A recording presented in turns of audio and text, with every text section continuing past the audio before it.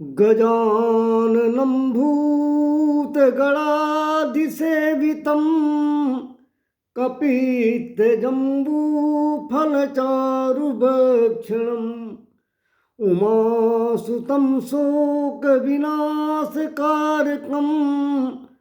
नमामि विघ्नेश्वरपादपङ्कजम्। भक्तों, भागवत जी की कथा में आगे चलते हैं। भगवान कन्हैया सरकार मैया यशोदा की आज्ञा से छोटे छोटे बछड़े ले जाकर वृंदावन के जंगल में अपने यार मित्रों के साथ, ग्वाल बालों के साथ चराते हैं। वहाँ वो वत्सासुर नामक राक्षस का और बकासुर नामक राक्षस का संहार करते हैं। एक दिन आघासुर नाम का राक्षस, जिसे कंस ने भेजा था, वो भी वृंदावन के अरण्य में आ पहुंचा। यह आघासुर पूतना और बकासुर का छोटा भाई था। भगवान उस समय अपने मित्रों के साथ आंख मिचौली का खेल खेल रहा था। आघासुर आया और वह श्वास रोक कर बैठ गया, मुंह फैला लिया। अब मुंह फाड़कर जिह्वा को धरती से सटाकर प्राणायाम चढ़ाकर जब बैठा, श्वास को जब रोक लिया, न हिल रहा है न डुल रहा है, बिल्कुल पाषाण प्रतिमा सा बन गया। लग रहा था जैसे कोई विशालकाय गुफा है। तो ब्रजवासी ग्वाल बाल देखते ही बोलते हैं, अरे भैया, इतने दिन हो गए वृंदावन में घूमते घूमते, पर यह गुफा आज पहली बार देखी है। दूसरा बोला, भैया, ये गुफा तो ऐसी लग रही है जैसे कोई सर्प हमें खाने के लिए आकर बैठ गया हो। बड़ी विचित्र कारीगरी है किसी कारीगर की। ऐसे सर्प के आकार की सजीव गुफा बनाई है कि जो देखते ही बनती है। एक गोप बोला,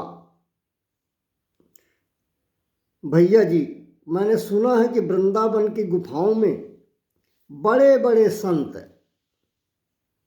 भजन करते हैं। इस गुफा में भी बड़े बड़े संत बैठे होंगे। चलो गुफा के अंदर चलकर देख कर आते हैं। एक बोला, ठीक है, चलो इस गुफा में चलकर छिप जाते हैं, कन्हैया हमें कभी ढूंढ भी नहीं पाएगा। सभी ग्वाल बाल आघासुर के मुंह में घुस गए। घुसते ही एक ग्वाला बोला, गुफाएं बहुत देखी, पर इस गुफा में जैसी नरम नरम गुदगुदी सड़क बनी है, वैसी सड़क और कहीं नहीं देखी। सभी ग्वाल बाल आघासुर की जीभ को गुफा की सड़क समझ रहे हैं। दूसरा बोला, भैया, इस गुफा में दो सड़क काहे बनी है? सर्प के दो जीभ होती है ना। तो अगला बोला, एक भीतर जाने के लिए है और एक लौटने के लिए है। वन वे है, एक से जाओ दूसरी से लौटो। आघासुर के दांत देखकर एक ग्वाल बोला, भैया, एक बात समझ में नहीं आई, इतनी सुंदर सड़क के किनारे खूंटे क्यों गाड़ रखे हैं? दूसरा बोला, अपना अपना सामान खूंटों में टांग कर तब अंदर जाओ, यह महात्माओं ने नियम बना रखे होंगे। इसी प्रकार बात करते करते, अपने अपने तर्क देते हुए सभी ग्वाल बाल आघासुर के अंदर, सर्प के अंदर घुस रहे हैं। आघासुर जो श्वास रोके बैठा था, अब उसने धीरे से अपनी श्वास ली, गरम गरम श्वास निकली, उसके साथ दुर्गंध भी निकली। एक बोला, भैया ये गरम श्वास क्यों निकल रही है, दुर्गंध क्यों निकल रही है? तो दूसरा बोला, क्यों घबरा रहे हो? बड़े बड़े सिद्ध मुनि, सिद्ध महात्मा यहाँ बैठकर योग आदि करते हैं, बड़ी जोर से जब एक साथ श्वास छोड़ते होंगे तो गर्म हवा तो निकलेगी ही। एक बोला, ठीक है, पर श्वास से बदबू क्यों आ रही है?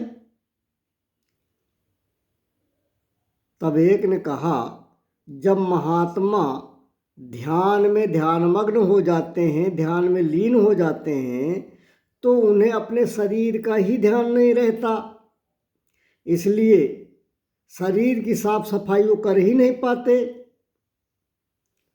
तो इसीलिए दुर्गंध आ रही होगी। दूसरा बोला, गुफा में कोई जीव मर गया होगा, उसी की दुर्गंध आती होगी। अब ग्वाल वाले शोर मचाते, ताली बजाते, आपस में बातचीत करते, चुगलबाजी करते, आघासुर के भीतर जैसे ही घुसे, उस आघासुर की विष की अग्नि में सभी ग्वाल बाल मूर्छित हो गए। कन्हैया पीछे से आवाज लगा रहे थे, मत जाओ मत जाओ, पर किसी ने सुना ही नहीं। अब प्रभु समझ गए, तो वो भी जानबूझकर आघासुर के मुंह के अंदर प्रवेश कर गए। जैसे ही गोविंद ने आघासुर के मुंह में प्रवेश किया, उसने तुरंत अपना मुख बंद कर लिया। अब भगवान खिसकते खिसकते आघासुर के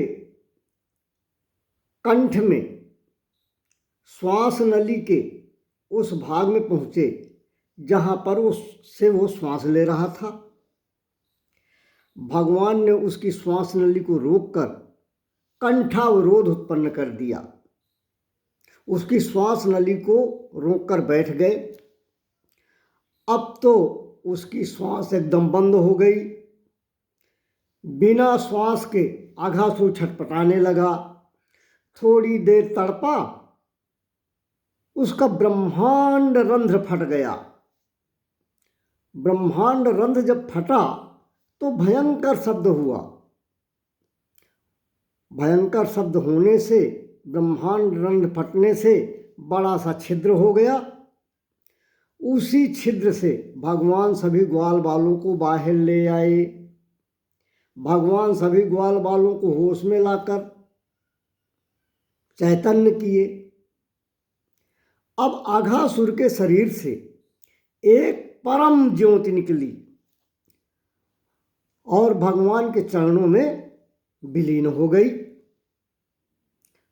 परीक्षित कहते हैं सुखदेव स्वामी से कि प्रभु बड़ा आश्चर्य है, आघासुर जैसे पापी असुर का उद्धार भी भगवान ने कर दिया। सुखदेव स्वामी कहते हैं, परीक्षित इसमें संदेह क्या है? प्रभु के लिए तो कहा गया है ना कि पाप्यू जाकर नाम सुमिरी हहीं, अति अपार भव सागर तरी हहीं। जो कोई पापी से पापी व्यक्ति भी भगवान का नाम लेता है, भगवान का स्मरण करता है, वह मुक्ति का पात्र हो जाता है। और आघासुर तो भगवान के पेट में मरा है, तो जो भगवान के पेट में ही मरा हो, क्या वो नरक जाएगा? इसलिए आघासुर परम तत्व को प्राप्त हुआ, मुक्ति प्राप्त हुई उसकी। अब सुखदेव जी कहते हैं कि परीक्षित, एक आश्चर्य ये हुआ कि आघासुर तो मरा आज, किंतु उसकी मृत्यु के 1 वर्ष बाद ब्रजवासी ग्वाल बालों ने जाकर माता यशोदा से बताया कि मैया, आज तेरे कान्हा ने एक आघासुर नाम के असुर का वध किया है। राजा परीक्षित चौंक गए। सुखदेव स्वामी से बोले, गुरुदेव, ब्रजवासियों ने यह वृत्तांत 1 वर्ष बाद मैया यशोदा को क्यों बताया जाकर? तब सुखदेव जी परीक्षित जी को ब्रह्मा जी के मोह और उनके मोह के विनाश के कारण का वृत्तांत सुनाते हैं, जिसकी कथा हम बाद में कहने का प्रयास करेंगे। बोलिए वृंदावन बिहारी लाल की जय।